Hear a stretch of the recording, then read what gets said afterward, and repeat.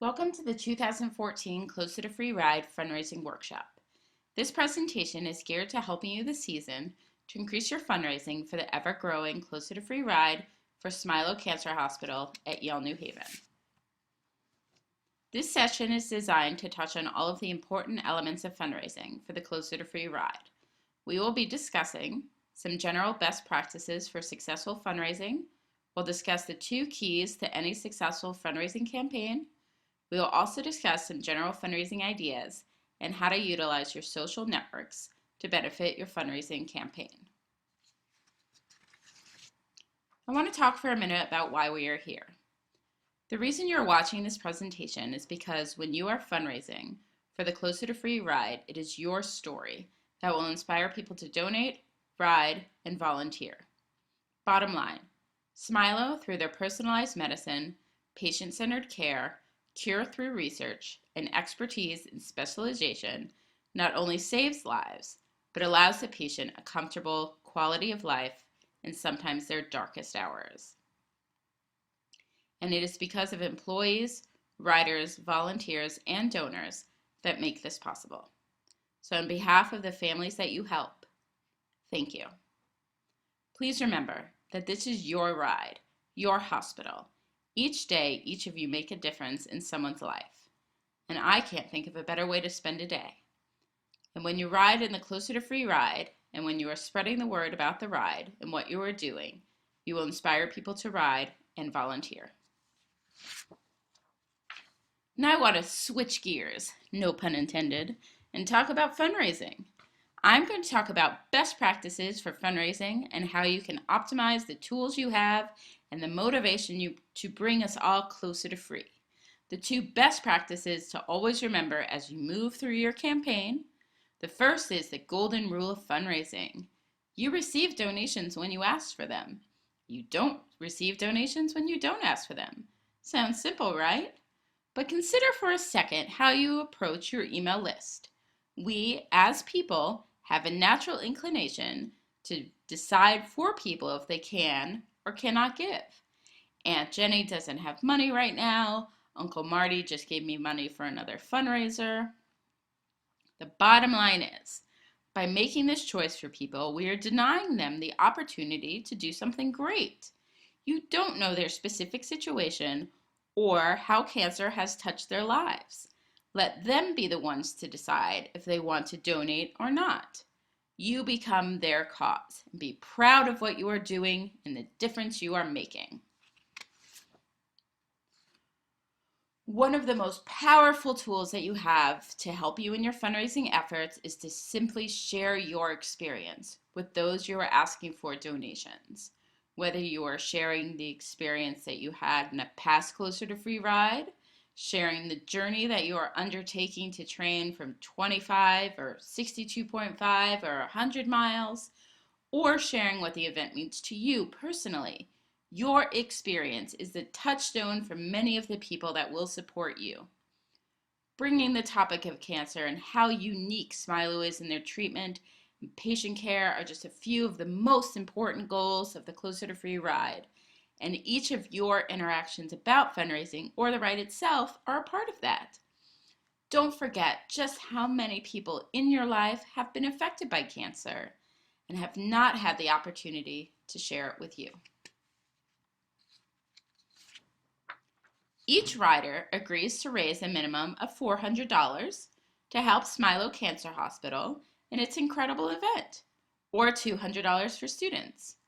We understand that this isn't a small amount of money, but we are constantly getting feedbacks from our riders that tells us that this is an achievable amount, especially with your help.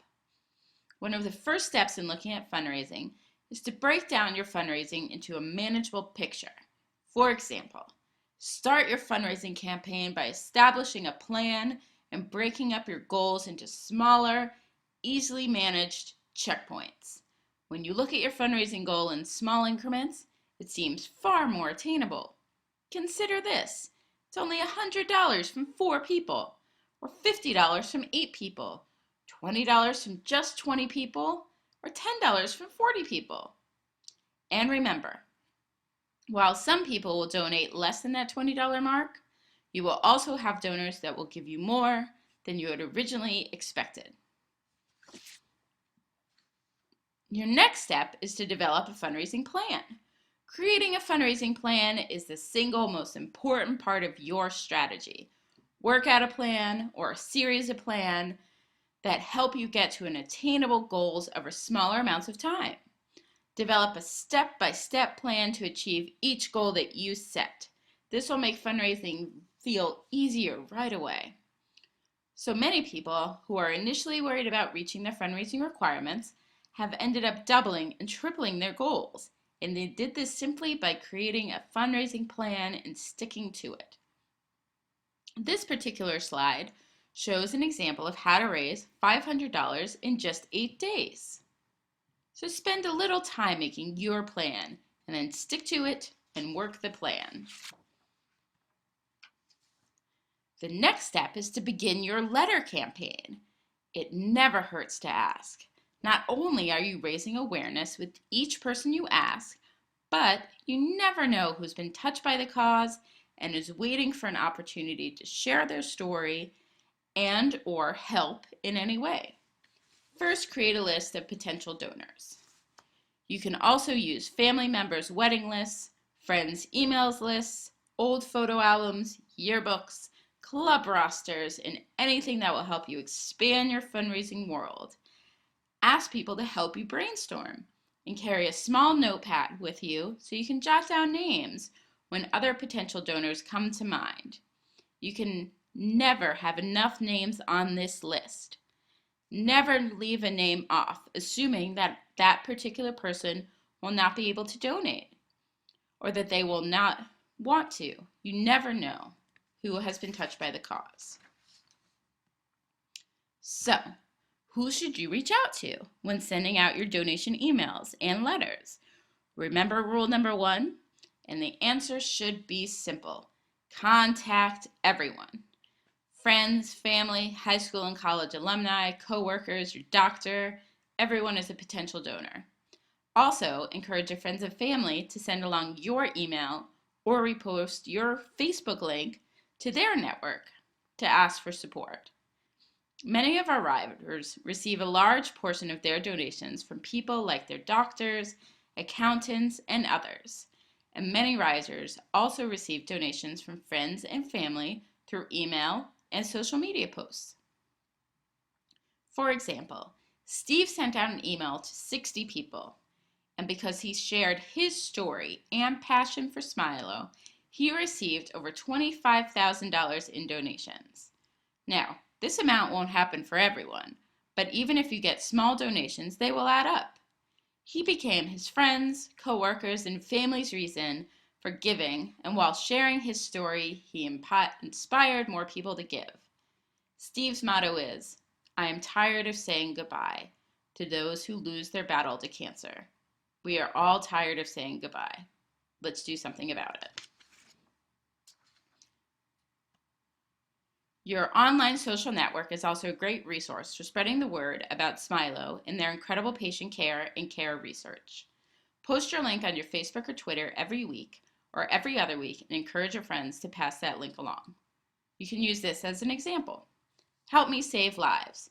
Make a $25 donation today for my 25-mile journey for the Closer to Free ride for Smilo Cancer Hospital, and then insert your fundraising link. It's as simple as that.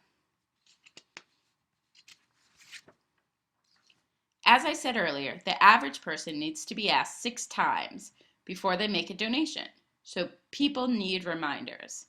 Set out reminders in the form of updates to all of your potential donors. A great way to do this is to make your letter campaign more like a newsletter. Let everyone know you are training, maybe tell them a story about what happened on a training ride, talk about some people that have already donated, and let people know you're still fundraising. Make sure you are tracking your donations and sending a thank you to everyone who donates. You can track your donations as they come in on your fundraising page. After your letter and email campaign is underway, planning a fundraising event is the next best strategy to generate funds and spread awareness about the Closer to Free ride.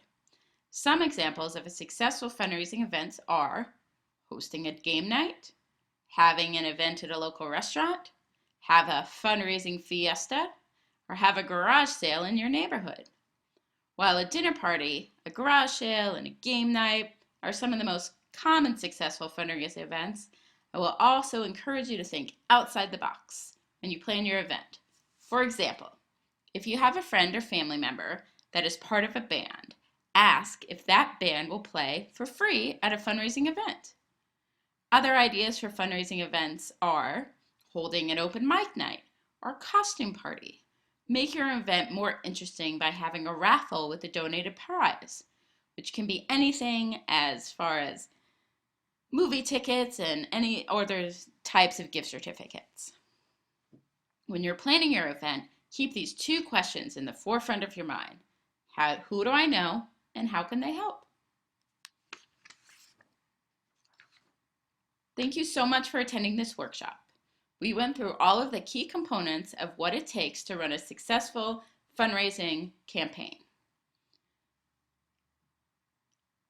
If you have any questions about fundraising during the season, your RIDE staff is always just a phone call or email away. Thank you and have a great day.